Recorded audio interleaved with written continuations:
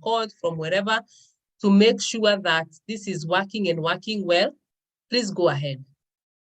Go ahead.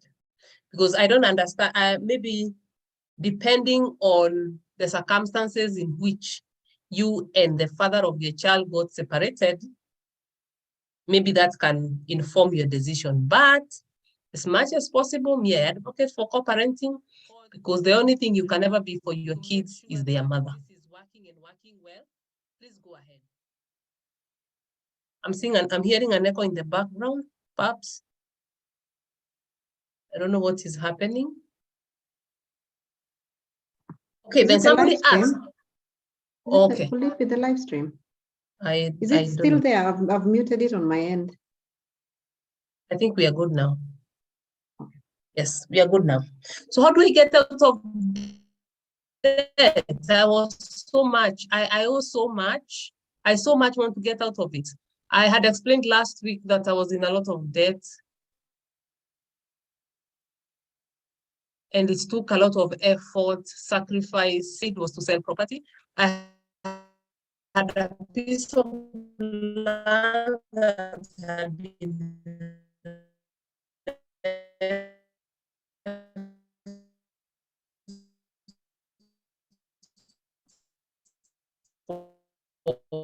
for me and my sister. Ruth, is it the network on your end or mine? You are hanging. Sell it because I realized, and financial abuse was so real for me. I think it's the one to do. So I first of all sold property, settled a loan that I had. I'm breaking. Yeah, and you're frozen. Is it just on my end, ladies? Maybe someone else can confirm. Is it on my end, Amani kwa Ruth? Maybe I'm the one who is frozen on this end. Who is frozen?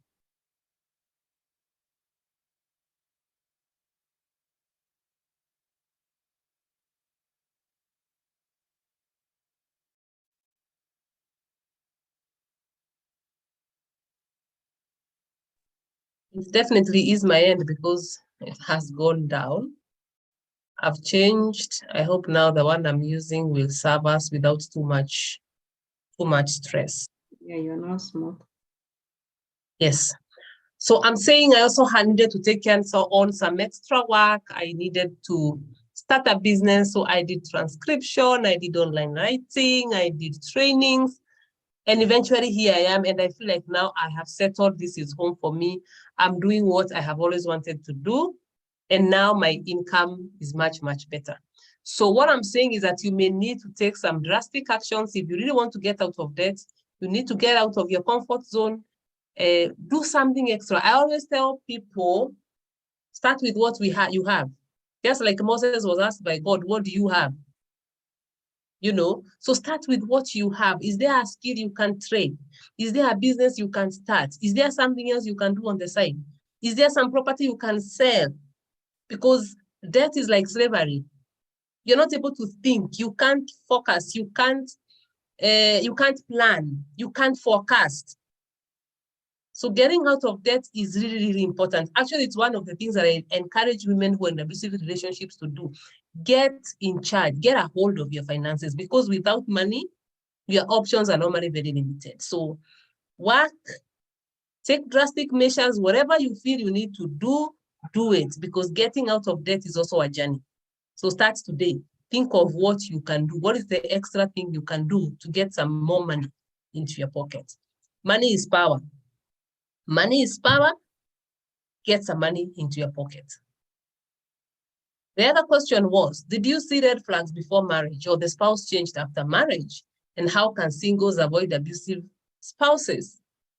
The most interesting thing about this question, as I was thinking about it, is that there was nothing outrageous about this person, but there was something outrageous that I did myself. I ignored the still small voice in my heart. I ignored. My heart was uncomfortable from the beginning, completely uncomfortable with this person. I couldn't trace. I couldn't say this is the issue. I couldn't. When I looked at him, he ticked all the boxes. I couldn't trace what the issue was, but my heart was very uncomfortable. But since I was a very externally oriented person, I had learned to silence my inner guide. I had learned to silence that still small voice. I silenced it. And because there was a lot of love bombing happening around the same time, I rationalized, I reasoned through it, I silenced it. It kept coming over and over again. It kept coming. I kept silencing it. That's how I fell into the trap the first time. The only other sign I ever saw was there was a time I was given a 24-hour silence treatment. That was a long silence treatment. 24 hours was long. But because I was not aware of these things, I didn't know there's something called silence treatment. I didn't know what those things were. I worked so hard to get his attention back. And yes, I did. But when I look back, I realized that I was desperate. I was very, very desperate to get out of the singles club. Why? Because I felt like an incomplete being. And this is where our childhood trauma, our early childhood experiences come to play. If you've been following me, you know, I was born and raised by a single mom. I bore 3 female names. I felt incomplete. So I thought the moment I get a man's name next to mine, I'm sorted. So at my subconscious mind, at a very subconscious level, I was looking for somebody to complete me. Now, in retrospect, that is what I know. Then I did not know. All I knew is that this thing was going to work by hook or crook, whether the inner voice within me was telling me something else or not. I was sold out. This is the person I was going in with. That's how I fell into the trap in the first place. The only other thing that I ever saw was silence treatment. I didn't know it was silence treatment, so I was desperate. I worked hard to get the attention back. I got it, and when I got the attention back, I felt very good. Life continued. And throughout that, it was a 4-year courtship period. There are many times when my inner conscience just told me, something is not right. But I couldn't see what was not right. I was not able to see it. And actually, that also informs why I do what I do today. Because the only way as a single person you can avoid getting into an abusive relationship is to heal your inner trauma. Because if you don't know healthy from within, you won't recognize it. If you are an unhealthy person from within, you will attract unhealthy. It will feel very comfortable and it will feel very good. We fall in love with what is familiar. We fall in love with what is comfortable. So if your internal environment is abusive, because if you're a codependent, we normally abuse ourselves very much. So you're abusive to self. You have come from an environment that was abusive. The environment you came from was unhealthy. So that's what you know. That's what is familiar. So that's the kind of a person you're likely going to settle into. So if you want to avoid as a single person, heal. Just heal. Work on your inner trauma. Work on your adverse childhood experiences. Work on the pains and the betrayals that you've gone through in life. That way you are going to attract a healthy person. Educate yourself also. Educate yourself.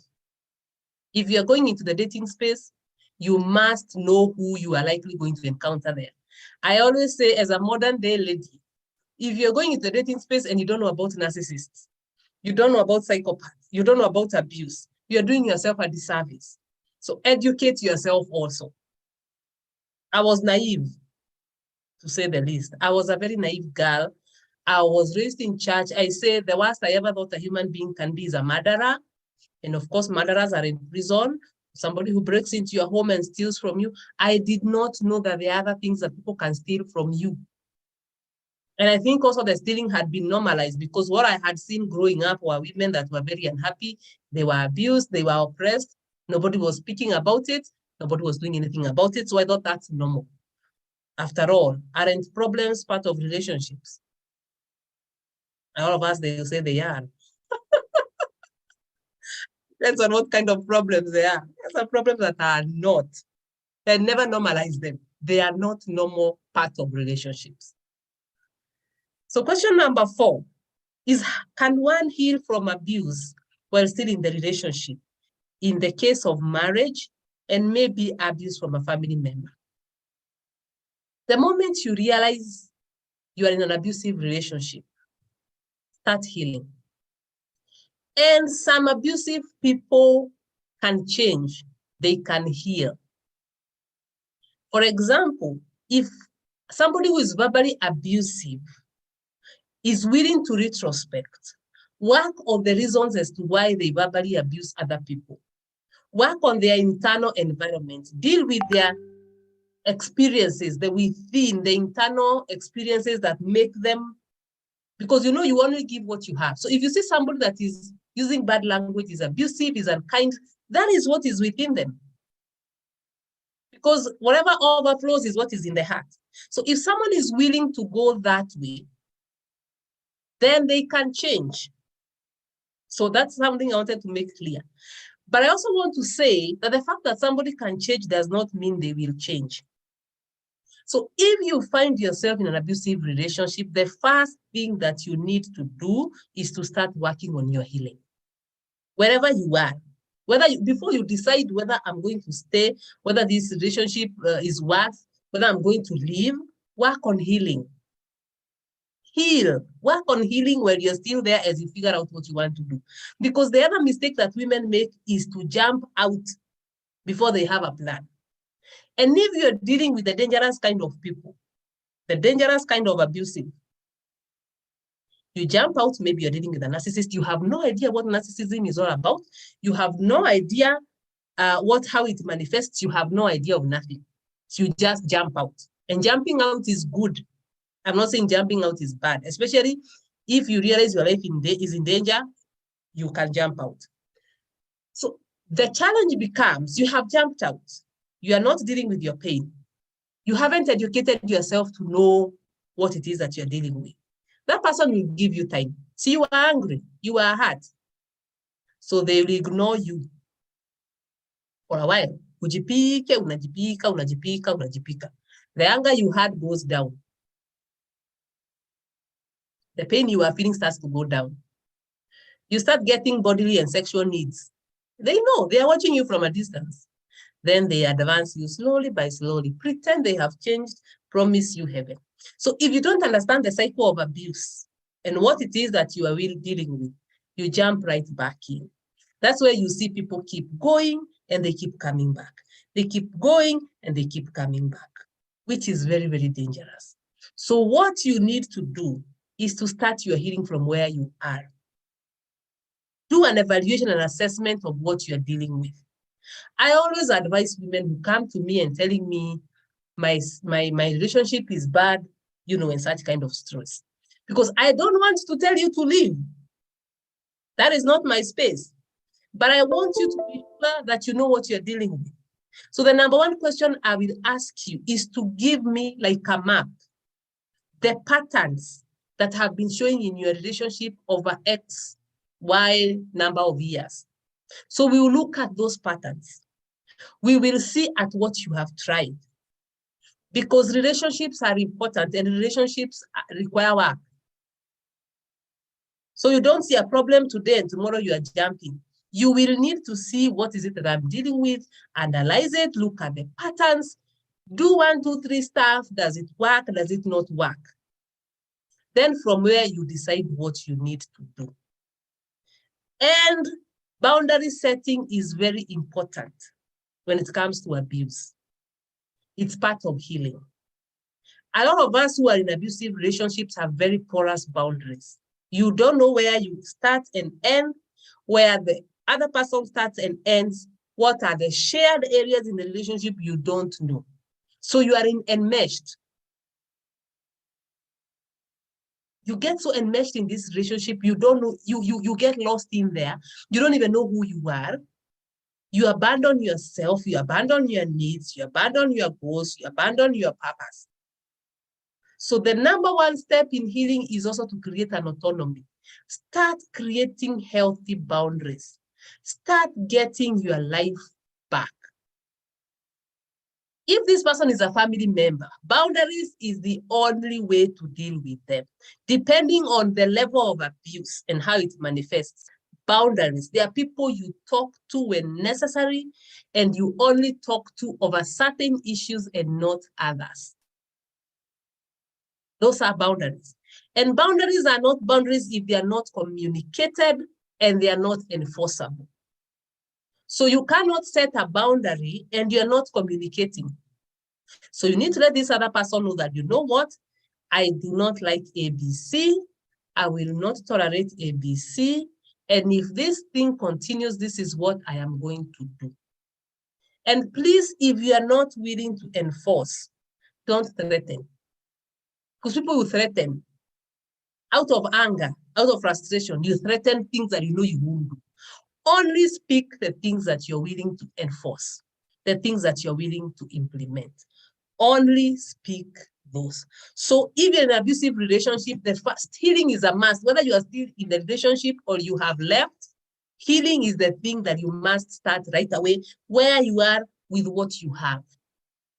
You cannot continue to allow yourself to be abused. The same way you were being abused 10 years ago is the same thing you're allowing to happen. No. So you need to set boundaries, you need to communicate them, you need to enforce them. So I hope I have answered that question. So whether it's a partner or it's a family member, you need to say no to abuse. And one way of saying no to abuse, number one, is to heal. Because when you are in pain, you say a lot of unnecessary things. You do a lot of things that are not helping the situation. But the moment you have your pain dealt with and you have your emotions together, even communicating boundaries becomes a very easy thing. So start your healing journey where you are with what you have. Okay? Question number 5 was asking, how can I recognize myself as an abuser? And is it possible to stop? Can an abuser change or overcome? So how can you recognize yourself? And I came up with several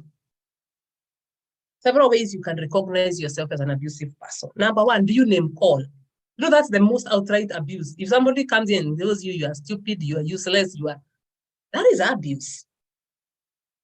Number 2, do you withhold affection, love and affection?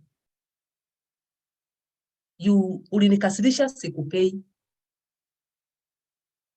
Even the Bible warns us against that. Don't use your body against each other. So are you withholding love? Are you withholding communication? So because now umenikasirisha, I will not talk to you. And women, we are very good at this. We don't talk. And whether this thing is, whether your action is justified or not, withholding love and affection, refusing to communicate of dysfunction. I'm not saying this person has done is not hurtful. It is hurtful, but this is not how healthy people communicate. Don't give it a silent treatment, like refusing to communicate, refusing to talk. Somebody asks you, what's the problem?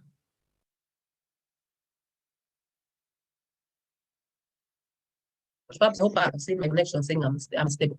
So if somebody asks you, are you okay? You look mad. Una shida. And you're not talking, you're not yourself, you're not communicating. Another way that you can know you are abusive, are you invading another person's privacy? This, and I have said, it doesn't matter whether it is justified or not. The moment you start tracking another person's phone activity, their location to see who they are with and what they are doing, it simply tells you your relationship is dysfunctional. These are not things that healthy people do. Healthy people communicate. Today after work, I'm going to meet Coach Paps, and we are going for coffee, and I'll be back later. That's how healthy people communicate. The people that have to peep in, track location, track M-Pesa transactions are dysfunctional and unhealthy relationships. Do you control finances? Kupimia mtu mwingine pesa. Okay? Or hiding yours so that you exhaust theirs. Do you criticize? Do you belittle? Do you shout? Do you try to isolate the person from family and friends? Control their appearance, what they wear, and if they don't wear what you want, you catch feelings. Do you humiliate them? You know, threaten to harm them or threaten to harm the people they love? Take away the children from them. If you continue doing this, I'm going to take away the kids. Do you do that? You know, do you threaten to share or to expose things? There's a famous Kikuyu song for those who have the privilege that says, Hutia, go again. You know, just touch me, I'm going to reveal that thing about you that I know. That's abuse. Do you lie? Are you dishonest with the other person? So that is how those are some of the ways in which you know that you're abusive, you are hurting this other person. You deliberately know they are desperate to talk to you. They are desperate to make it work. They are desperate to come back and make this relationship good. But you withhold. You're not communicating what you want, yet you're not coming back. You're not coming into the conversation. You're not coming into the relationship. That's abuse. So the other part of that question was, can the abuser change your moral? Yes, you can. The first thing you need to have is goodwill. How badly do you want your relationship to work? Once you realize you want it so badly, then you take the necessary action. Go and address the underlying issues that make you behave this way. Because like we have said, out of the overflow of the heart is where the mouth is speaking. So these are the things that are within you, the ones that are manifesting. So go and address those things. If you need therapy, this is where therapists come in. Therapists, let the therapist help you process your trauma, your pain, your fears, because you could be doing this out of fear. You have been hurt. You have seen bad relationships. Maybe this is how your mother used to deal with her marriage problems, so you copied it. So go and address all those things, the willingness, and it's hard work. Healing is hard work, people, because it involves changing your belief patterns, your thought patterns, addressing your pains, facing your fears. It may not be as easy, and it's uncomfortable. And a lot of people don't want discomfort. So you can change if you have the goodwill, and then you go look out for support from somebody who is able to give it to you. Please ask for me, how do you live when you have toddlers? Is it wise? When you are thinking whether to leave or to stay, think safety first. Are you safe? Do you feel secure in this relationship? Is there physical abuse? Is there sexual abuse? Because those are life-threatening. You can be here today and tomorrow you are not there. What are the things that you have tried to make this relationship work? Are these things working or they are not? Because don't just wake up tomorrow because today somebody was angry and you can give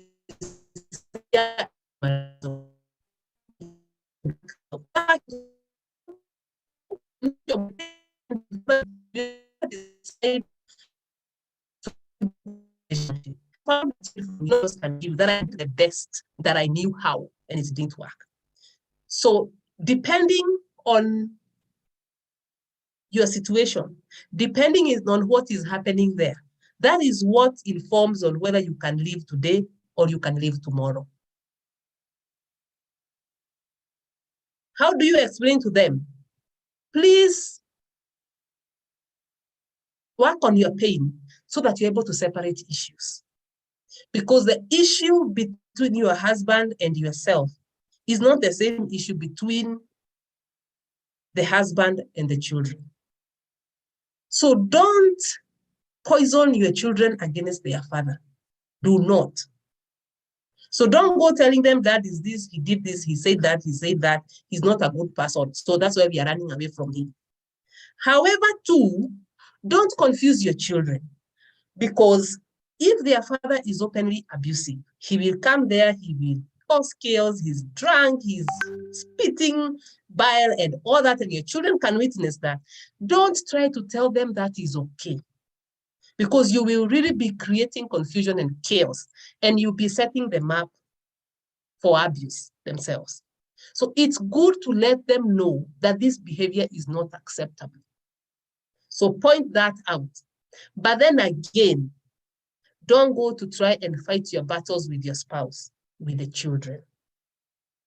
So depending on their age, use age-appropriate language to explain to them why you need to leave.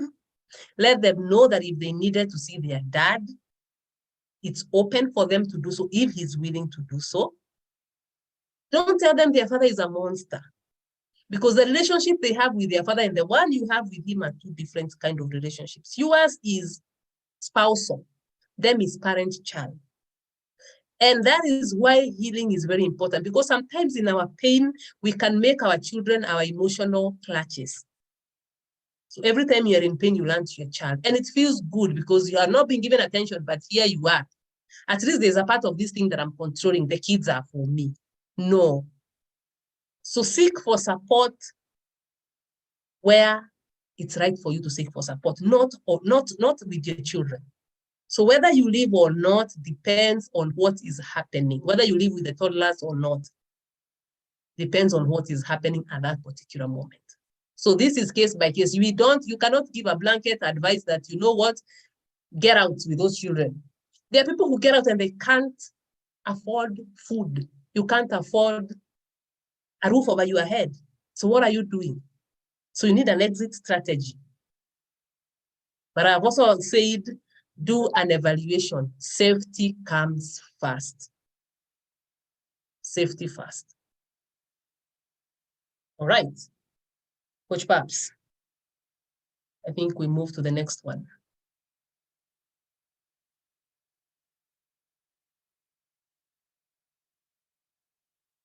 Okay, so the next question is, honestly, I don't know the VVV, what it means, pinpoint. I think so. I'll proceed to the next part of the question. Abuse seems like one person persisting in actions that affect the significant years. And I love the word persisting. That's why we talk about patterns of behavior over time. Yeah. So if this person you have expressed yourself, you have told him how these actions hurt you, and he continues, he's not seeking for help, he's not getting better, he doesn't give a damn whether you are crying or you are dead, that's abuse. A man denying his wife sex, that is withdrawal of affection.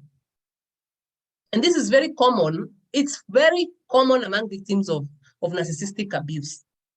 A man will simply decide, I'm going to punish you.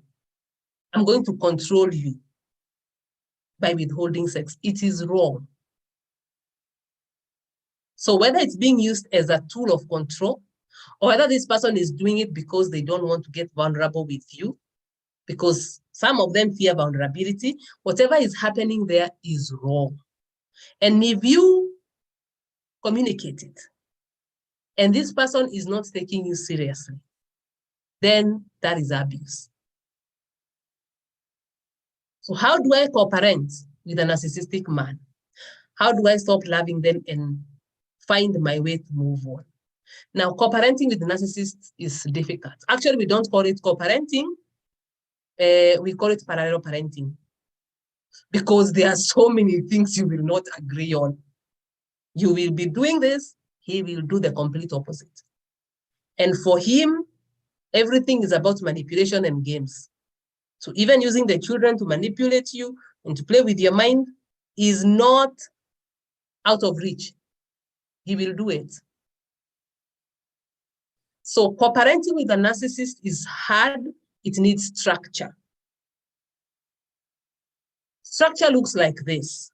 There are things that are written down that this is what you will do, this is what I'll do, it will happen this time and that time. And it's as much as possible, or it's as much as it's within your power, stick to that. Because the moment you start deviating, you create loopholes for abuse. Because as long as you're parenting with somebody and they are not reasonable, leaving them does not stop abuse. They will always look for ways, even when you are gone, to torment you emotionally, psychologically, and such. So you need structure. Ensure that your communication is written. The one way to deal with a narcissist and deal very well is minimal contact. Minimize contact to the basics. to the extent that the only thing that we talk about are the children. So if your children is Peter, James, and John, the only communication you have is if it has the name John, Peter, or James in it. Anything else is a no-go zone. So minimize the things that you talk about to the mere basics. Otherwise, they will keep dragging you back. They'll keep dragging you back. So keep it civil, like formal communication, the way you communicate in an office. If you're writing to your boss, you don't tell them stories. So cut stories, minimal contact. Eventually, if you're able to go no contact completely, that works. But as long as you're co-parenting, minimal contact is the principle. Minimal. Stop telling them stories of, I don't know what. Minimal. How do you stop loving them? This is a process. This is a process. This is where therapy comes in. This is where support will come in because it is not easy. Sometimes your mind knows what it should do, but your heart does not agree. So how to make the heart and the mind agree to your actions is a process. And that process is supported by truth. Remember last time I told you about standing on your truth. This is where we look at this relationship critically with our heads now. The things that have happened, the patterns over time, the things that you have tried, the reactions of this person to the things that you tried, because many people will go for therapy, they'll go for 2 sessions, the narcissist will say, you know what, this therapist is too old, she's too young, she's male, he's female, is not competent, I don't like, I don't. Nah. So those are the kind of things that people will tell you they tried. And they did not work. So once we look at those patterns, the things that this person has done, because there are things that only narcissists will do, things like silent treatment, gaslighting, withholding of sex and affection. Once we look at all those, now we start walking you on the journey of processing pain based on the truth. How badly do you want to move on from this relationship? That's normally the grounding. Then now we build on that foundation based on the facts and the things. Live with the things you're feeling about this person. I love this person, is my soulmate. I can't live. No. Now those are things we need to calm down, talk to, address them. The things, the belief patterns, the feelings that don't support the version of you that you want to become, those are things we need to address. Then once you have done that, then you can talk of moving on. Otherwise, narcissistic abuse slaps a bit differently. It's a bit hard. It requires you to go deep. And I like to say, if you've seen with a narcissist, you've lived with a narcissist, by then you've been to hell. And getting yourself out of hell is not easy, but it's doable. It's doable. Start where you are with what you have. Educate yourself on narcissism. Educate, feed yourself on every information that's available. And number 2, ask yourself, why did I find myself in this relationship in the first place? That is another aspect of you that you need to address. How can one heal from an abusive situation if the abuser is still around? If the abuser is still around, like I have said, you start to heal from where you are. The number 1 thing is to understand, what is it that I'm dealing with? Have I tried ABC? Is it working? Is it not working? If it's not working, now you need to remove your focus from the relationship and focus on self. Why did I get into this relationship in the first place? How do I deal with the pain? How do I stand with the truth? If this is somebody that you fear, you need to have a safety strategy, a safety exit strategy, because you are the one who has lived with that person long enough. We don't know him. I'm sure even his mother may not know him the way you know him. You are the one who knows. When he's in his element, you are the one who knows how that person looks like. So don't, again, allow yourself to be pressured by people to just walk out when you're not ready. Don't. Establish an exit strategy. And these are the things that I would recommend. Have a support system of a few friends, the people you know they can come for you at midnight, if need be. Friends, family, whoever. That support system should be in place. People who know exactly what is happening in your life, and they can support you by all means. I tell victims of abuse, the people you need in your life are the people who, even if they don't agree with what you are doing, they support you first. We support you first, then you come and explain to us later. Those are the people you need. You don't want people who cast doubts in your mind. You don't want people who keep pushing you back to a relationship that you have worked on and you know very well it is not working. Those are not the people you need. Here you need the yes people. Come, they come. I need to do this. They support. Then they will question you later. You will explain the danger to them later. That is a support system you need. Number 2, make sure your documents are in place. Hide them. Something that you can pick on the go if you need to. Number 3, very important, have money. Have money. If there's a gospel I preach to victims of abuse, please have money. This thing of sitting and hoping and waiting and praying that things just miraculously will fall into place is dangerous. And we always say hope is not a strategy. So have a strategy around money. If you're not working, please look for something that you can do that brings you an income. Have somewhere to go. Start scouting in your mind. Get out there. Look for places, whether it's a safe house, whether it's home, whether it's a house, whether you're going to move out of town. Make sure you have an exit strategy that looks at that also. Have a record. And this is where many Christians get confused because we normally say love does not keep a record of wrongs. But when you're dealing with an abusive partner, my friend, you need records of wrongs. That is love to self. So that if you ever need to go to court, there are things you need to prove. There are things you may need to prove. People may need to see.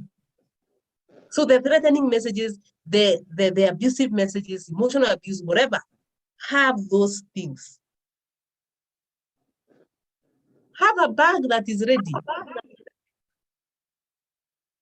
That if you ever need to grab it and disappear, you can. If you have a car, that bag would be in the car throughout. Such that you can tell the children, get out. And off we go. That is because truth demands that you look out for your safety. Wisdom demands that you look out for your safety. So you cannot continue to live as if things are okay. Hello, Sasa. Well, who's that? We may need to mute ourselves. Please mute whoever is on call. So you cannot live as if everything is okay. So have your bag, your stuff ready, that if you ever need to run, you can run. Make sure that the police know. If you've been physically abused, please report, get an OB number. Don't just say, akanichapa, tukaongea, nikamsamehea. Have your OB number somewhere. And I know living abusive relationships is not easy. By the way, it is for the strong. It's not for the weak. People say people are just walking. Somebody who looks at a relationship and decides this one is not good for me is a strong person. That realization in itself first is a very strong person. So let the police know, get your OB numbers together. The day you decide to leave, pass by the police station and report. And it's important to let this person know that you have reported. Let him know, my mother knows, my uncle knows, my brother knows, the police know. That if anything was to happen to me, you are the only suspect. So that they don't go getting people, hiring people to harass you and all that. So that can safeguard you. If you have a car, please, don't just drive around. Don't just turn on the engine and drive around.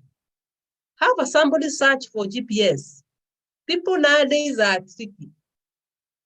You could be having somebody has installed a GPS in your car. So wherever you go, wherever you park, they can monitor you, they can monitor you. Because by the time a relationship gets there, you're not friends. So live in wisdom. Don't live like the way you see your neighbors live. Their husbands are kind, loving. Yours is not. So don't live like them. Live in wisdom. Thank you.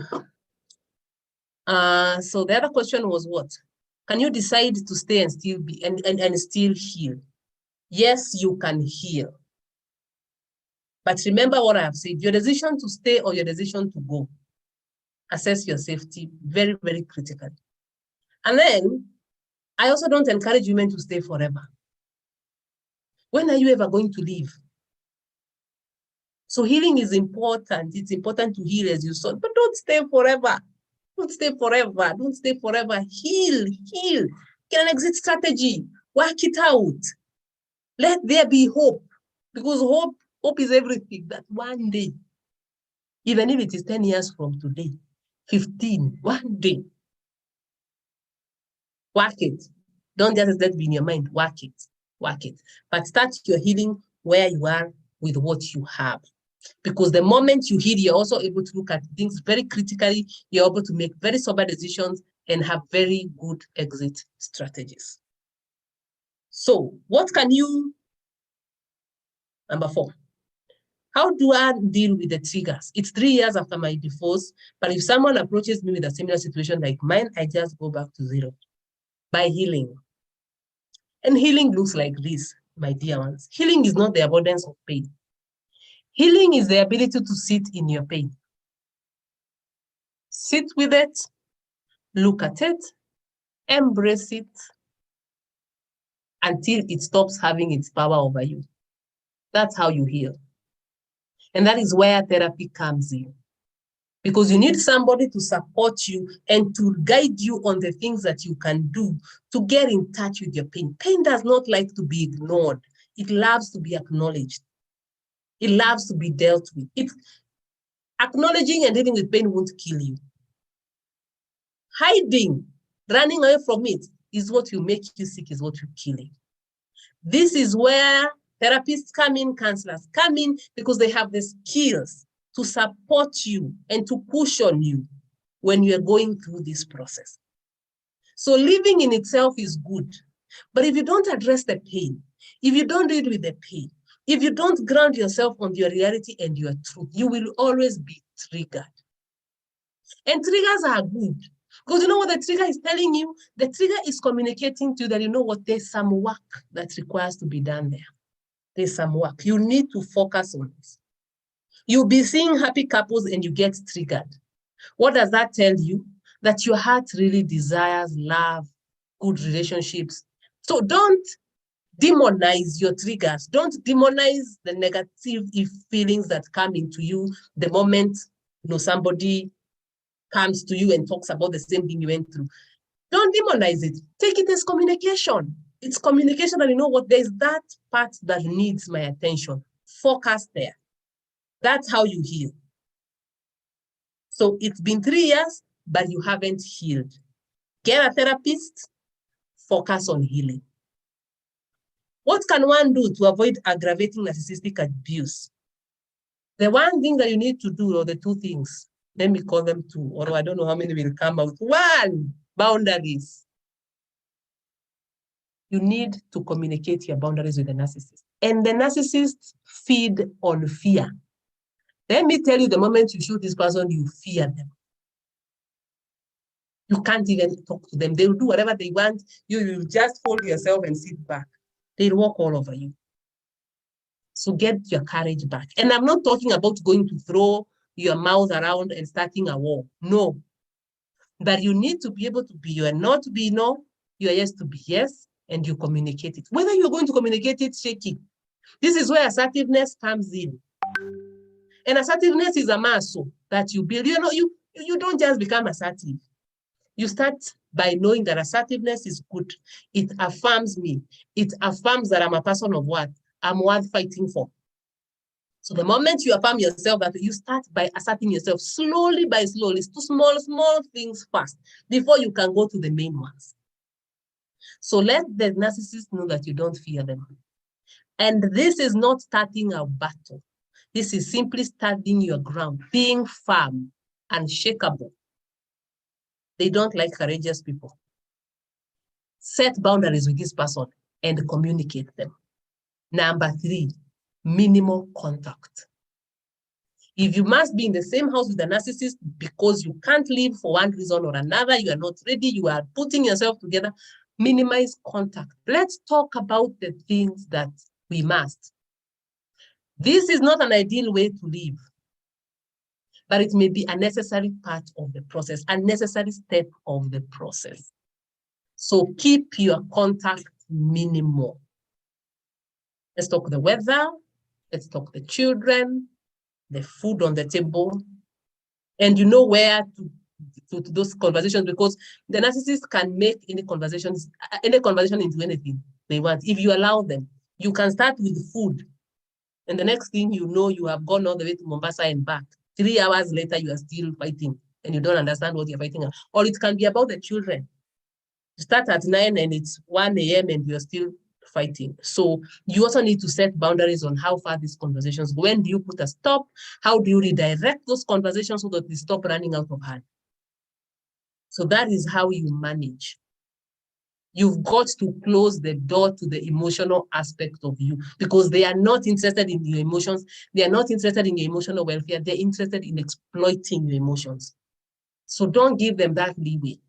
And this is where healing comes in. Address your pain. Address your trauma. The fact that the things that make you want to go back to them, the things that make them attractive, that wants you to draw back in. What is it? What need is this person meeting in you? What need? Once you know what that need is, address it. If there's a pain, if there's a trauma somewhere that requires to be addressed, please address it. Address it. That's how you heal. You don't heal by running away. You heal by confronting. Confront yourself, confront your fears, confront your pains. Wow. Coach Paps, are we done? Ruth, we're done with the list, and then there's some more questions. There's some in the chat? Yes. Let me see what is in the chat. You can. Let me just read for you. Okay. So there's Evelyn. Evelyn is asking, how do I overcome the fear of men? I fear even male doctors. Did something happen to me that is manifesting in this fear? How did I manage to get married? Then of course, sorry for 2 questions. No, Ruth, you are in the right place. Please ask as many as you can. That is Evelyn. So that is number 1. Let me just read all of them and then we can probably repeat. And then Caroline is asking, what is the age appropriate discussion you can have with children when a marriage is breaking up, especially under 8? Is it wise to explain the situation? Can they understand emotional abuse? And then the third one is private. It was a church marriage. How do I deal with the hubby? Because he left and remarried. I feel tied up because the visits are frequent. I think probably the hubby visits. So probably you can start with number 1. Let's start with the fear of men. Yeah, even male I think doctors. the only way you can, sorry, coach. Even male doctors, like, did something happen to me? So she's not sure whether something happened to her that she's not aware of. Seems like there was no incident that is known. That she can remember of. Yeah. Yeah, and the only way you can know what beef you have with the male is to do an evaluation of your life. Some things go very, very deep. And this could be something that happened at childhood.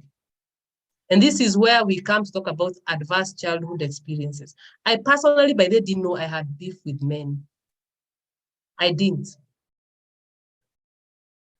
Until I started processing a difficult relationship, that's when I realized, wait a minute. There's something about me and men that just makes me uncomfortable.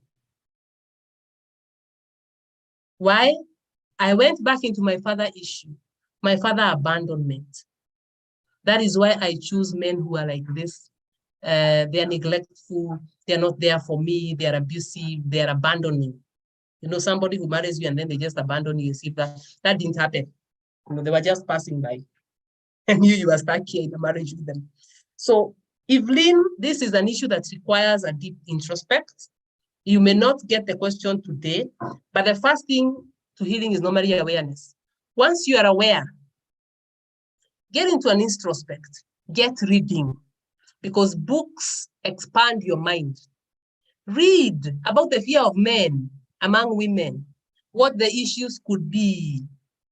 What are the issues that make, you know, that bring something like this? Once you have done a lot of reading and a lot of research and a lot of introspect, you can even do therapy around this area. For example, by the I ran a program for advanced childhood experiences. We go backwards. We look at our childhood. We look at the issues that happened there. And there are things that come into reference and you're like, yes, I had forgotten about this, but this happened when I was 3. You have a vague memory. You rely on the people in your family to explain to you, tell you the stories about your childhood. Did we live with someone? Is it possible that you are sexually abused? Is it? So these are things you need to focus on and get a retrospect before you understand exactly what is happening. So it may not be an answer that we have straight away to tell you where you fear men, but you need to do an evaluation. Even the men that were in your life, what kind of men were there when you were growing up? How did you manage to get married? I am sure you are here because you did not marry a healthy man. So the fear, the issues that have happened behind there that make you fear men attracted you to the same kind of men. Remember, we have said we fall in love with what is familiar. So that is an area of your life that you really need to look into. You need to go deep into your childhood and see what could have happened there. Yeah, thanks, Ruth. That is quite helpful. Probably just to add, I don't know where you are at, Evelyn, but also, I mean, there are some things, especially if you're probably religious and prayerful, there's some things that God can also reveal to you. I've actually had someone who, you know, like God probably gave them some intuition on things that happened subconsciously, because I remember when they did a research on rape incidences in Kenya, was it in 2005? I can't remember the exact year, but I remember they were saying that rape cases during that time were 40,000, and they happened for people who were from 9 months old. And then there was a shosho who was 1 or 4 years old. So you can imagine a 9 months old, they don't have a recollection of their lives unless someone tells them like something happened. It was probably you, I mean, you don't know, you just don't know. And some of those things probably your parents may refuse to tell you. So sometimes what Ruth has mentioned in terms of ask also your relatives, just especially the ones that you're trusting, probably your mom, just ask someone whether anything happened to you and just tell them that there's something that is just unsettling within you about yourself. And you'll want to know whether there's anything that happened that you should be curious about. Yeah, and sometimes also pray about it, because maybe they don't even know. I mean, there are children who are abused and nobody knows, and they never get to know. Like there's no recollection if it was never reported or discovered. Yeah, so that as well. Thank you, Coach Paps. So what is age-appropriate discussions you can have with children? You can see them now, Sawa, go ahead. Sorry, yeah, I can see them. What is age-appropriate discussions that you can have with children when a marriage is breaking? I think you can explain to them. I think the most important thing you can explain to them is that sometimes mommies and daddies don't agree. You may not go into the details of abuse because they may not understand what abuse is. Sometimes mommy and daddies don't agree. Sometimes they are not able to live together, and it's okay, and it's not your fault, because children can really blame themselves for things that are not, you know, their fault. It's not their responsibility. It's not your fault. And reassure them that even when mom and daddy are not together, you are going to be okay. Your needs will be catered for. If you need to see your father, I am hoping he's willing to cooperate. You can go and see him. But even after the marriage has broken up, you will still be okay. They may not understand the notions of emotional abuse. So you may explain that there are things that your mommy and daddy, they do to each other, they hurt each other, they are not able to live together. If they have seen the yelling, you can tell them the yelling is not good and it hurts me and I'm not able to live here anymore. And, you know, things general to show them that things are not okay, but you will be okay. Because again, you don't want to raise your children in a marriage that's so outrightly abusive and they can witness it and you're normalizing it, you'll be setting them up for abuse themselves. So it's a tricky balance. You will need to ask God for wisdom to guide you to know how to address this, but it is important for the children to know what is happening and for them to be reassured that it's going to be okay. Yeah, thanks, right? Ruth. And of course, probably also involving a child therapist, because there's the language and also the just the diction of how this can sound to a child in terms of what is child appropriate.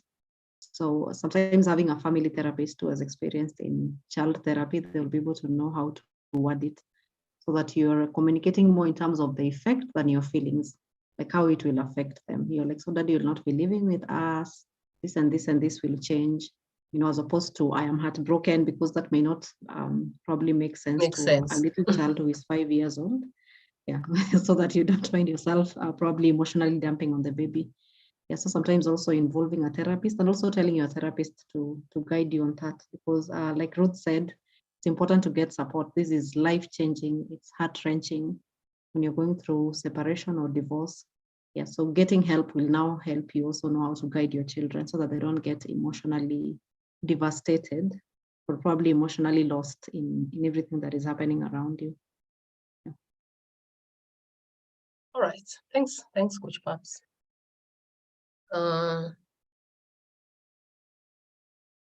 There's one, sorry, there's one that is privately on my end. Probably let me read that one for you. So this person is saying it was a church marriage. How do I deal with the hubby because he left and remarried? I feel tied up because the visits are frequent. So probably you can clarify to me probably on another chat that the guy left, married someone else, but he still keeps on showing up in her space. Yeah, so how can she deal with this? It was a church marriage. The question I would ask her, what does she want with her life? Because you see, this other person has already made a decision for what he wants in his life. He's already moved on, he has remarried. What do you want with your life? And how badly do you want it?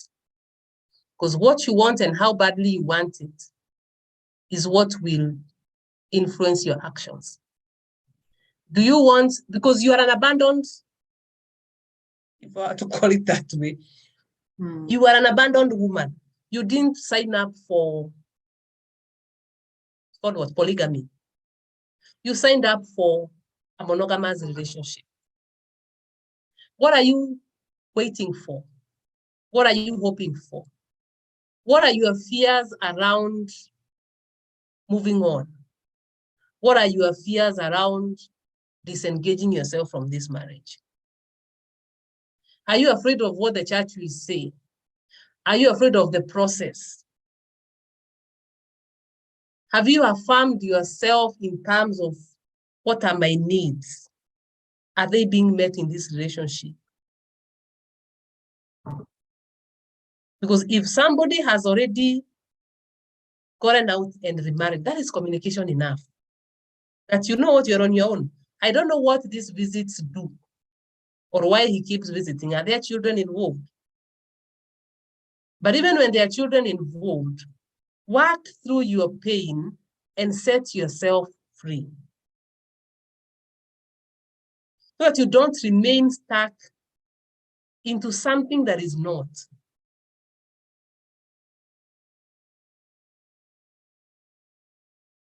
I hope I've communicated. So work at what are my fears? Have I addressed my pain? Do I want to remain stuck here? How badly do I want? What do I want for my life? Once it's clear what you want for my life or what you don't want, because sometimes you are not sure what you want, but you're sure of what you don't want. So if you are clear on what you don't want, then you need to start taking actions, no matter how small, towards going towards what you want. Because by the time the person has gotten married, they actually don't recognize this first relationship here. So by you sticking there, you are finding yourself stuck. This person already moved on. They have already remarried. That's communication. They may not come back to you and tell you, I don't want you or whatever. Now that's up to you to decide, what do I want for myself? What do I want in my life? Difficult decision, painful, complicated, start working it. Once you know what you want, small steps towards where you want to go.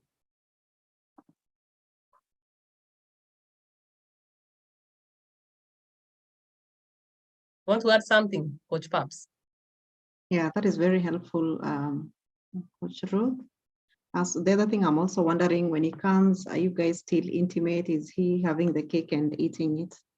Yeah, because the way Ruth is saying, this is actually abusive, because he's violating your boundary twice. First of all, because he's chosen someone else. I'm also wondering, is it public that he's with the other person, or is the other person hidden? And then you're the official person, especially when church is involved. So that you guys are still having this facade of we are married, but then he's with someone else, and it seems like he's already gone live. When you're talking about using the word he's left and remarried, so probably the other relationship is official, at least to both of you. And so it's like he's normalizing it. So I don't know the fix that you are in, Ruth, but you can feel free to reach out to reach to Coach Ruth, that she can probably guide you on this space. Let me read. It's clear because he posts everything on social media. Wow, so he's posting everything on social media about the other person. Yeah, I think now just what Coach Ruth is. Here the big question is, what do you want? Yeah, the big question is, what do you want? Do you want to be, what are you? You're not, okay. What are you? Is someone taking advantage of you? Then some people don't have the courtesy to come and say, I'm done with you. So they communicate this way. It's hurtful. I say it's easy to deal with somebody who tells you, by the I'm done. You move on. Yeah. And they officiate that, and let's go to court, let's get divorced or whatever. But somebody who doesn't communicate this to you is a bit difficult to deal with, because before you can, wrap your mind around, and your heart and your mind are in agreement of what is happening, it's a struggle. But at the end of the day, this is communication. It's on the wall. The communication is on the wall. He's not interpreting it. He's not doing nothing, but he has communicated. So it's up to you to ask yourself, okay, fine, I've been dumped. By then, being dumped is difficult. It's tough, especially when you married, because I'm assuming by the time she married him in church, he was a believer. So he gave her some hope, some safety, that I can be trusted. I'm a good guy. I'm not a guy who will cheat on you. I'm not a guy who will walk out on you. So this is a guy who not only cheated, but has remarried. That's tough. To reconcile that and to make sense of all that, it's tough. But at the end of the day, it's doable. Big question, what do you want? Yeah. Yeah, easier said than done, I know. Yeah, I've posted Ruth's number on WhatsApp, and probably the ones who are watching following from YouTube, which is Ruth's number is 0721 968810. 0721 968810. I'm going to post it there as well, so we can feel free to reach out and probably engage more on this. And probably, Ruth, let me throw in one more question. There's one on the chat. Let's first of all address that. I have a friend who is married to a lawyer. She's at a point where she's financially and physically abused. Her being Mrs. is everything. They have one kid. Her basic needs is the mother.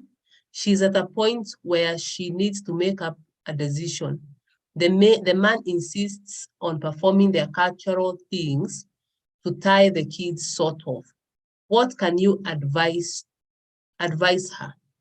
So you're saying she's being physically and financially abused. Her being Mrs. is everything. To me, that's the first thing she needs to address. Why is being a Mrs. the most important thing for her?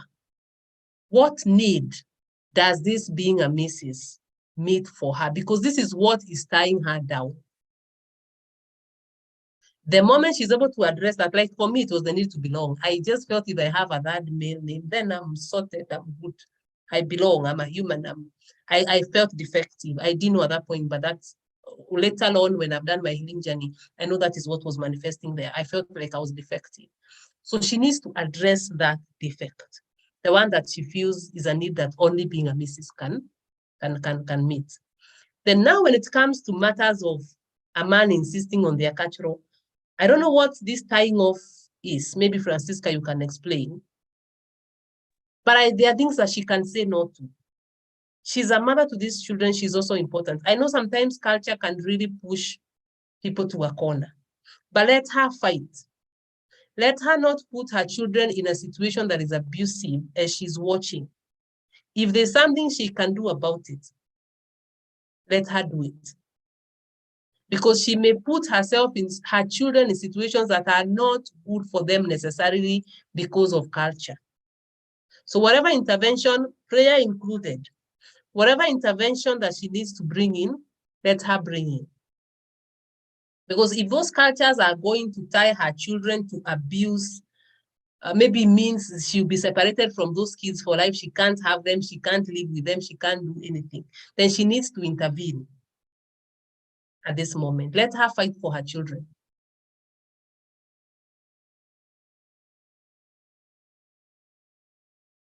Okay.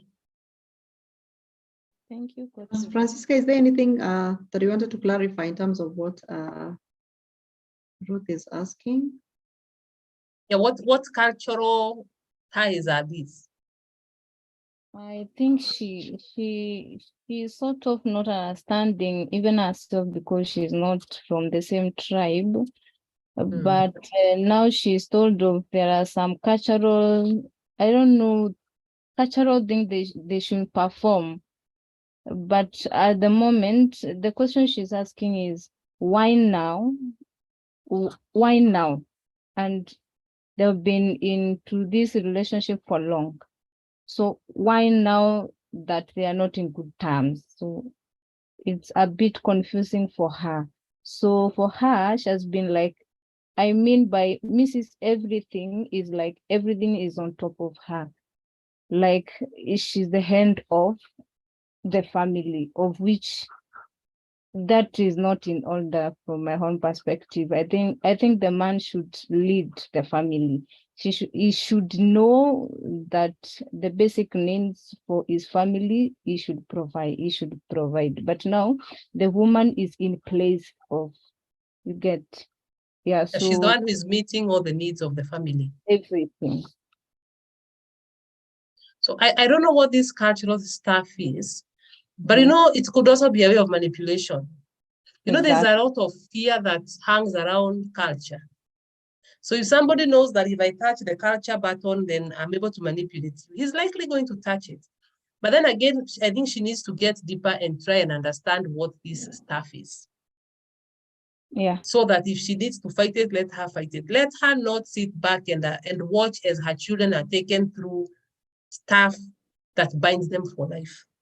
Mm-hmm. Yeah. Okay. Thank you so much. I'll advise her continue.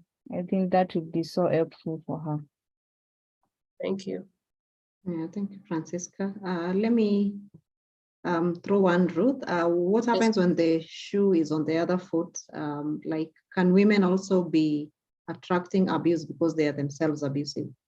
For example, you attract emotional abuse because probably you're verbally abusive, or sometimes you also attract verbal abuse because you're emotionally abusive. So what happens when probably there's also that mixture of the abuse is mutual? Or sometimes I'm also the abusive person, and then it's a blind spot. Like I don't see my side of the story. And so I only have one side of the story in terms of he's narcissistic. And then I remember something that I mentioned to you the time we had our first conversation in terms of these narcissistic people are not narcissistic to everyone. They have bosses they respect, they have colleagues they don't talk down at. And so what happens in terms of how they play out around us, because it's not their nature, it's actually a choice. Would it also be me seeing my responsibility in terms of being the enabler of how they treat me, because they don't treat everyone that way. They have people they respect, they have people they look up to, they have people they are almost kneeling down when they are greeting, but then I'm the one that they pull out their shit on. So where is that line? And probably how do I also see that it's a choice in terms of how they treat me? It's not who they are in a way they can't change. Yeah. Let me start with one on narcissism. Narcissists are, what's the right word for it? They're conniving. They can be very cunning. They can be very tricky. They know how to put an image when it's required. Of course, they abuse a certain kind of people, Coach Paps. They don't abuse everyone. They abuse a certain kind of people. And the people that attract narcissists need to do an introspect, because you are easy to manipulate, you are too trusting, you have codependent patterns where relationships are everything, you have poor boundaries, you don't know how to assert yourself, you don't know how to stand up for yourself. In short, you also have a dysfunctional way of relating to yourself. So people who are prone to narcissistic abuse are people who have esteem issues. And sometimes when you look at it up, it may not look as so until you do a retrospect. So there are people who feel like they need this person to survive, to be happy, to be. So to be narcissistic abuse proof, like bulletproof, you can't be abused by a narcissist. You need to work at your self-esteem. You need to work at your self-worth, how you view yourself, because you also have very dysfunctional patterns that allow this narcissistic abuse to thrive. And that is where your healing needs to come in. Because like I have told you, narcissists don't joke, whether they don't joke with people that are bold and courageous. But you who is a pushover, he will walk all over you. He will walk all over you, and he knows there's nothing you are going to do. You are just going to issue threats and nothing more. So you need to work at yourself. And the healthier you get, the harder it is for you to be manipulated. And it is at that moment that many relationships with narcissists break. Because remember also, a narcissist thrives, we call it, they feed on energy. And their energy, number one, they feed on is fear and intimidation. So the moment they realize this thing is not working on you anymore, that relationship is likely going to come to an end. So yes, for you to be abused by a narcissist, there are things within you that you need to look into. You need to look into your self-worth. You need to address your traumas. You need to heal. That's the only way you become narcissistic proof. Otherwise, narcissists are unhealthy. They don't relate with healthy beings. They look for other unhealthy beings. It's dysfunction attracting dysfunction. Now, and to the other question, is it possible that you're also abusive? Yes, because there's what we normally call reactive abuse. There are people who they run their mouths. For example, women who run their mouths like proper. There's nothing she won't say, she doesn't think twice. When she's dealing with a man, he's likely going to get abusive. Because remember, men hate, that aspect where they feel like they're not being disrespected, they are being disrespected. No man will take disrespect. So you run your mouth, the way you communicate, the way you deal with issues, he's likely going to react. It's called reactive abuse. So even as you're pointing the finger to the other person, it's important that you also look at yourself. Is it possible that I am contributing? Am I fueling this fire? One of the things I know I was poor at is communication. Today, when I look at it, I'm like, I was such a poor communicator. The people that don't know how to express what they are feeling, I was fear-filled. I couldn't bring myself out to communicate. I was not aggressive. I'd say I've never insulted anybody in my life. I've never beaten anybody. But that doesn't make me healthy. It makes me naive. It makes me very dysfunctional. Very dysfunctional, because a healthy person knows when to communicate, when, what, and how. So if you find yourself that your communication is poor, you need to look at it. You cannot blame a narcissist for all your relationship problems. No. By the way, if your relationship is not working, it's good to look at your part. What part am I playing in this thing? What need is this? There are people who thrive in chaos. When it's quiet and peaceful and calm, they're not at peace. So they go looking for chaos. So if you're that kind, then you need to look within yourself and ask yourself, what part of me loves chaos? Why do I love chaos? Because you could be having a very peaceful man, but you are chaotic. And nowadays, I hear you, Coach Paps, nowadays, we really throw the word narcissism everywhere. So long as somebody is a bit difficult to deal with, they are narcissistic. Not necessarily.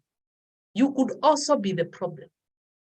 And that is why before you decide to walk out of a marriage, throw it out, you need to look.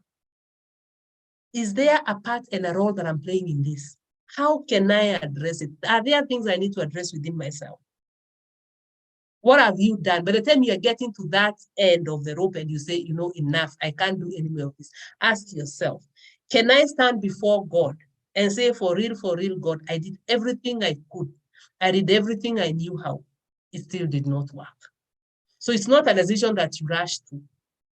I normally say you don't just throw your marriage to the dogs like that. Just wake up one morning and you throw it away. No. I hope I have answered your question.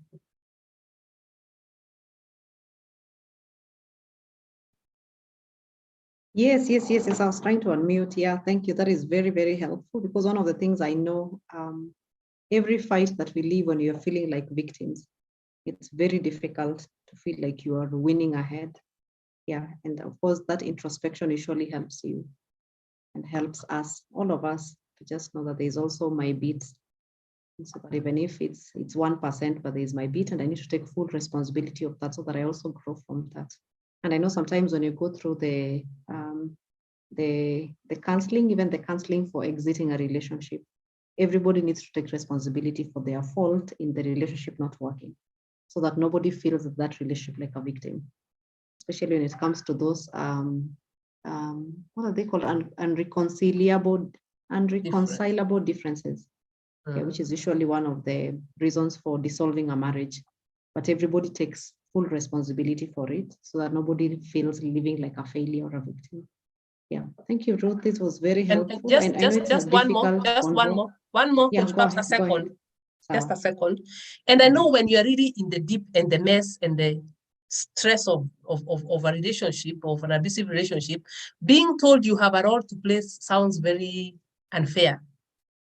But even if you're not able to face what your part is right now, deal with your pain.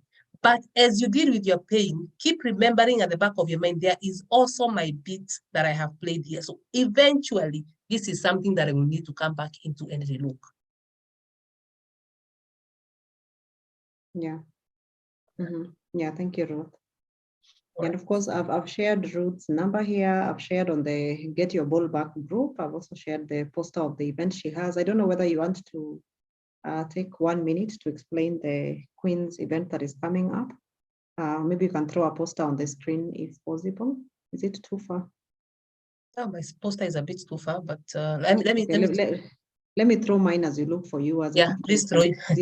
The one you have. I have a program that is called the Queens Inner Circle, Reconnecting with Your Soul's Journey. This program is supposed to walk women towards healing. I look forward to having a generation of healthy women, because when women are healthy, children will be healthy, marriages will be healthy, societies will be healthy. And this program helps you look into your childhood. Actually, we start by looking at our adverse childhood experiences, the things that could have happened there. There's a lot of work that is done at that stage to go back and really look into your childhood and the experiences you went through, of course, guided by me so that you know what to look out for. Then when you go there, from there, we go into how do these things affect you? You may realize you have mother wounds, you have father wounds. How do they affect you? Once you know how they affect you, how do we deal with the pain that comes out of those experiences? Then we will look at anger and forgiveness, because forgiveness, for you to be healthy, forgiveness is a must. And you know, when you say it's a must, it sounds bad. Let me say it is necessary. For you to move on with your life, you need to learn how to forgive people and to let go. I'll also teach you how to set boundaries around relationships that require very serious boundaries, because there are some relationships that require high walls, serious, like serious boundaries. So how do you set boundaries? How do you detach from people that are unhealthy? I also teach you how to silence your inner critic, because some of us carry a very heavy voice within us that criticizes us for every mistake that we make. And that way we are not able to progress. We are very judgmental towards ourselves, very critical. We are heavy to carry our burdens. We don't know how to forgive ourselves and to let go. So we also deal with that. The program also introduces you to some very unique healing practices to help you process emotional pain, because trauma resides in the body. Today, I did a Facebook post for those who are there to see my before and my today. I'm like two different people. At that moment, I had a lot of pain in my body, manifesting in physical sicknesses. Even when you looked at me, you could tell something was not right. So the practices that we learn there, they will help you deal with pain, the one in your heart and the one in your body. It's a 10 weeks program for a cost of Kenya shillings 25,000. The next cohort starts on the 12th of June. But if you make your payment by the 5th of June, I'm giving an early bird offer of 20K. So please come, please register. Let's walk the healing journey together. That program will help you know how you attracted the person you attracted in the first place. That's where you see yourself and you view yourself as who you truly are. Then I teach you how to heal from that. Yeah, thank you, Ruth. That is so helpful. Wams is asking me to share the poster. Wams, this is not Ruth's poster, but Ruth's poster is in the group. I've already posted it there. So this is for the Get Your Ball Back Mondays.